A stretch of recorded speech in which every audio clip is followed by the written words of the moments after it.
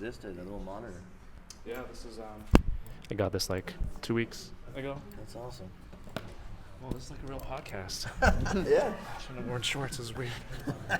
Here at Hey. Look, we have a mini panel right now. Exactly. Mini panel. That's We're already exactly on. right. I'm We here. could just put the table in front of us and just talk directly to the wall. No. This makes it official. Yeah, This is actually exactly. green screen. I'm here with Hector and of course Attack Peter from MONDO. What's up, guys? Hey, dude. How's it going? It's great to meet in person finally. Yeah, You know, I've been yeah. watching you guys online. We did a quick live stream before. Thank you for doing that. That was awesome. You guys have been doing a nice live stream every once in a while online. Yeah, Toy and, Talk. Toy Talk is great, and just teasing some stuff there. Building hype. Yeah. Yeah, it's for us one of my favorite things about this is being able to hang in the spirit of toys. Like we create stuff, we work. It's kind of an isolating job sometimes. You're like busy with your head down, and so those toy talks give us a chance to talk and enjoy and laugh and communicate with the fans who are buying the work. And it's one of my favorite things that we do, and so, for so long, toy tubers have kind of like been reporting on what the toy industry is doing. So we said, why don't we just do our own, and then we'll disseminate the information. Then you guys can like debate it and discuss it after that. Yeah. That's been the idea. But yeah, you do a lot already. With your own streaming. Yeah, so it's a good transition to that. Yeah, YouTube became a great way, I should say, during the pandemic to stay in touch with everybody, because before that I was just going to cons, and that would be a great way to just check in with everybody, show what I'm working on, sell stuff, make an event out of it. But without that, we turned YouTube into, I didn't pioneer that, but like I decided to use YouTube to eventize my art releases. So when I got to MONDO, one of the things I wanted to make sure we do, and MONDO had a YouTube channel and was doing YouTubing, but I want to make sure that we really highlight all of what makes this awesome, like being able to go from being a fan to working at the company and seeing all the behind the scenes stuff. I'm like, dude, how much of this can we share? Because this is awesome, right? Like the behind the scenes, the in progress, the concept art, the sculpts, every stage. Because as a toy fan, I love seeing that. I think we all like that, right? Yeah. And then being able to talk to the people who make it and hear the thoughts behind it, it's awesome. To me, it's like anything else. You just want to get deep into that stuff. Yeah. One of the con exclusives you have is Cyclops. Yeah. In addition to the X-Men line, which has been, how overwhelming has the response been?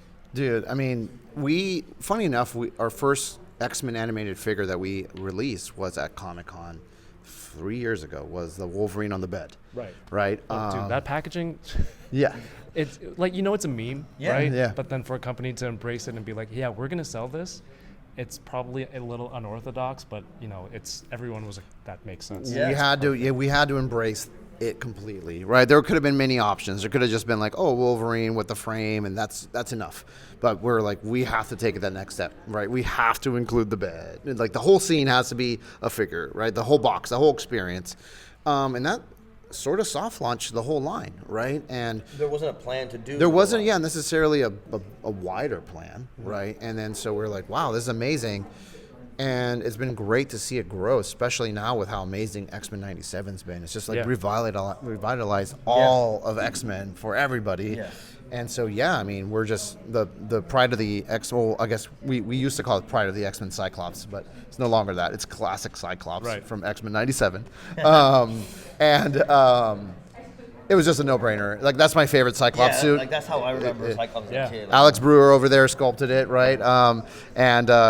I'm pretty sure he loves that costume too. And we grew up playing. Alex says yes. Come say hi real quick. Yeah, dude. Just say hi. you should be talking to Alex. Talking about classic Cyclops. Classic Cyclops. Yeah, I love classic Cyclops. Alex Fan Plastic 4 on Instagram, extremely talented. I don't need to plug the YouTube. Come on. Yeah. Gotham City Tonight. Yeah, great channel. Check us out. But yeah, Alex is the brainchild of so much of it, because his ability to sculpt and capture the aesthetic of these figures is what makes it so exciting. Nobody wants them to if they're not going to look like that. You're not going to pay premium collector prices if it's not what you're looking for, right? And but this is the man. And I'm obsessive about it too. So I love X-Men, so I'm making them for me. First and foremost, right? Yeah, absolutely. Is the success of the X-Men line kind of like pushing towards give you kind of like a measure of the market for some of the SpiderMan stuff? I'll take that. Yeah, I mean, it just seemed like a natural progression, right? Like going from X-Men 97 or X-Men in general, right? And even what we've done with Batman, right? And all that kind of stuff. Bringing animated figures into 1/6, right? Spider-Man seemed like the next horizon that made the most sense. Right. Yeah, and you guys have a couple on. Yeah, Spider-Man and Venom. Yes, on display at our booth is Spider-Man and Venom. Yeah. I'll throw some photos up there. Yeah. They're right here, a little photo. See if you can edit into this. I'll use that. You mentioned for Batman. Yeah. Animated series again. How like it seems like a softball question. How does it feel like every one of these 1/6 lines that are just like fan hits for people, you know, who are fans of the animated series, all the shows back then, that everyone that comes out, it's just like, yeah, these look incredible. Like right off the screen. I mean, Alex, you architect.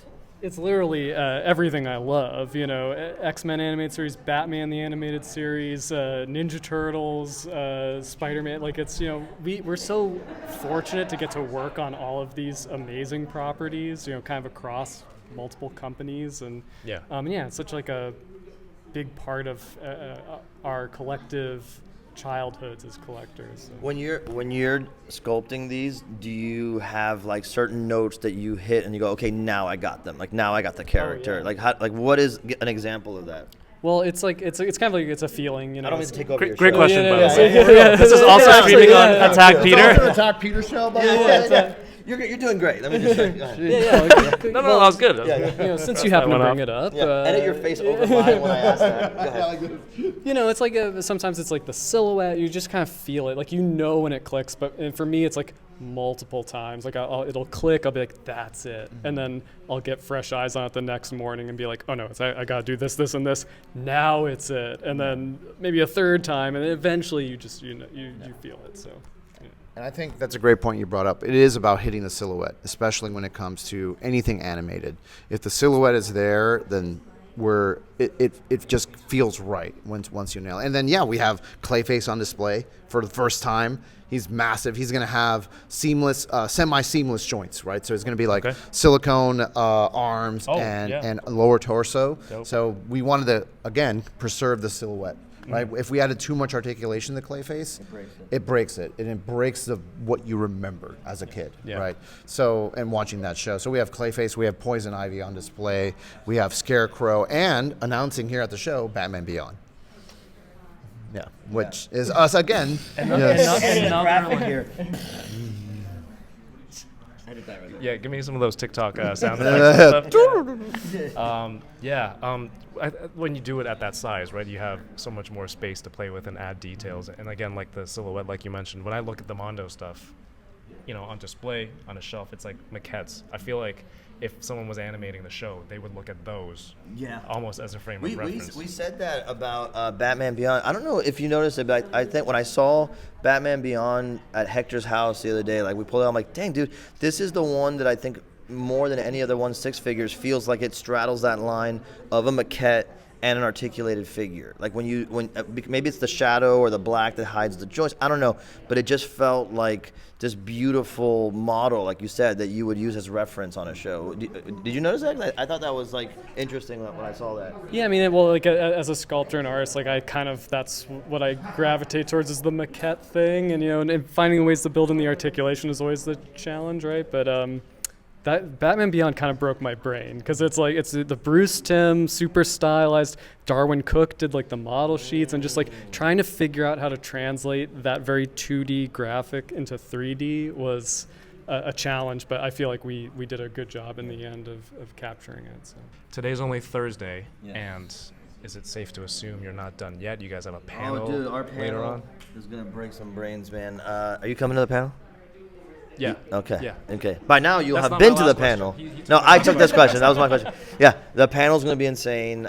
We have some really cool announcements. There's an announcement that no one's anticipating that I think is going to be really exciting for all the toy collectors out there. Damn. Yeah. Okay. I think that's a great spot to end it on. Thank you, guys. And then the end. Yeah. Like and subscribe to Attack Peter and Mondo and Toying Around. Peter Show, welcome. Thanks, guys. dude. That was Thank awesome. you. Thank you.